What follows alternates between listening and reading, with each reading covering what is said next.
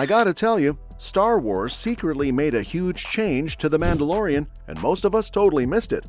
But don't worry, because today on this channel, we're diving into it so you're not left in the dark. On top of that, I really think The Mandalorian and Grogu movie needs to feel like Season 1 all over again, so I'm gonna break that down for you too.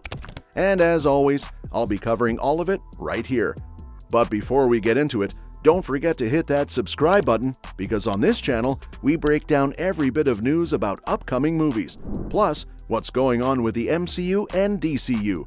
Alright, now let's jump in. Let's start with what exactly we mean by Star Wars secretly making a massive change to The Mandalorian, and how we all completely missed it. While The Mandalorian Season 3 delivered a whirlwind of action, Star Wars quietly slipped in a shift that could have major implications for the franchise moving forward. Going into Season 3, the biggest thing at stake was Din Djarin's status as a Mandalorian, since he broke the sacred helmet rule twice in Season 2 for Grogu's sake. The Book of Boba Fett confirmed that he needed to bathe in the living waters of Mandalore to earn his atonement. And that's exactly the journey he took at the start of The Mandalorian Season 3. But instead of questioning the helmet rule and maybe aligning more with Bo-Katan's way of thinking, Din doubled down on it. He didn't take his helmet off once the entire season. But here's the thing. Season 3 actually made the helmet rule pretty pointless. At first, Din believed the living waters were impossible to reach because the Great Purge had destroyed the mines of Mandalore. Plus, the Children of the Watch had been exiled to Concordia long before, so he'd never been to Mandalore himself. Basically, atonement was a huge challenge, but by the end of Season 3, that's completely changed. Bo-Katan and the Children of the Watch are allies now, working together to rebuild Mandalore. And the final scene? It literally takes place at the living waters. That means these waters, once thought unreachable, are now wide open to any Mandalorian who needs to dip in for redemption. Since the living waters are now accessible, atonement for breaking the helmet rule is basically effortless. If Din, or anyone else in the Children of the Watch, removes their helmet, all they have to do is take a quick trip to Mandalore and boom, they're redeemed. Before, the difficulty of reaching the living waters made the rule feel sacred and unbreakable. Now, it's more of an inconvenience than a deep spiritual consequence. That could mean some Mandalorians, maybe even Din, might start caring less about keeping their helmets on at all times. This change could actually set Din back on the path we all thought he'd take after Season 2, rethinking his strict adherence to the helmet rule. Star Wars may have been waiting for the right time to bring this story back, and with Mandalorian clans uniting, Din has more freedom than ever before. Even the Armorer and the Children of the Watch have accepted Mandalorians who don't keep their helmets on 24/7. So if Din were to remove his helmet again, it wouldn't necessarily make him an outcast. He might not do it all the time, after all he's been wearing that thing for years, but he now has the choice. And that brings us back to the Mandalorian and Grogu movie. With all this in mind, it's looking very likely that Din will show his face again, maybe even multiple times. That's a huge shift from where things started in Season 1, where he believed that once the helmet came off, it could never go back on. Now, Din has a different kind of freedom, if he chooses to take it.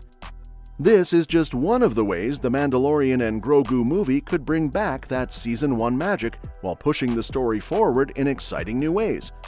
But what do you think? Will Din finally loosen up about the helmet rule, or will he stay committed to his way of life? Let me know in the comments. Furthermore, I think Star Wars Mandalorian and Grogu movie needs to feel like Season 1 all over again. Season 1 is still Star Wars' biggest TV show in terms of hype, viewership, and audience ratings.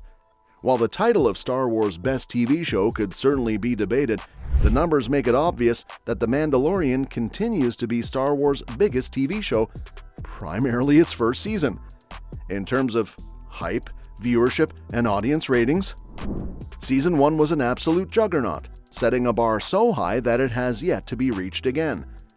There was something undeniably special about Season 1 that allowed it to accomplish such feats, and while Season 2 wasn't far behind, it still didn't quite capture the same magic. The downward trend has only continued ever since, particularly with Season 3, which directly sets up the Mandalorian and Grogu movie.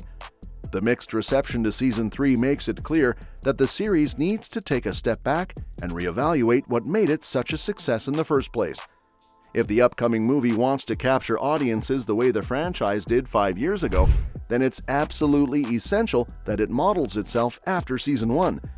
This is especially true when looking at how The Mandalorian has strayed from what made it such a hit in the first place. The biggest issue is that Din Djarin and Grogu have gradually moved away from the center of the story. Season 1 was entirely about their growing bond, with Din Djarin slowly shedding his lone gunfighter persona in favor of protecting the child he had come to care for deeply. In contrast, Season 3 largely saw them playing second fiddle to Bo-Katan Kryze's efforts to retake Mandalore from the Imperial remnant.